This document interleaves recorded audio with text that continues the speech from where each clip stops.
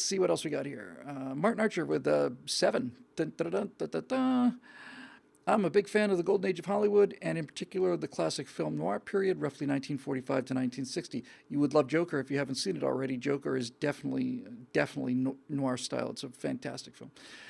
Do you have any favorite movies from that era, noir or otherwise? That's a good question.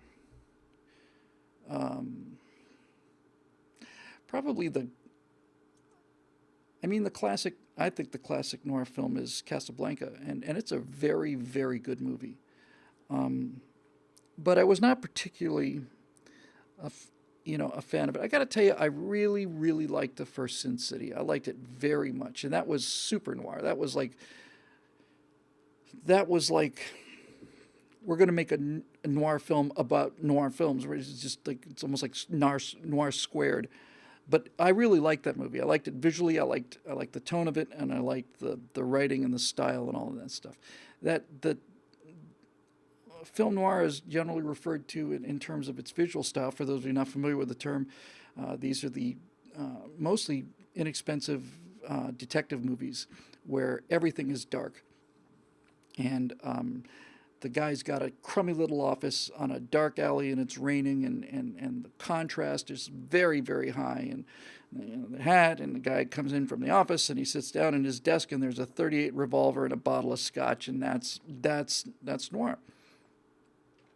And that is a tough thing to pull off these days, because so much of noir was about the language. It was just very clever language, and it was clever language spoken in that accent that doesn't exist anymore, that mid-Atlantic accent that's disappeared, FDR's accent, that you have, but with good acting and a good script, The Third Man actually is a very fine movie. That's great as well. When Orson Welles comes out of the shadows, it's something.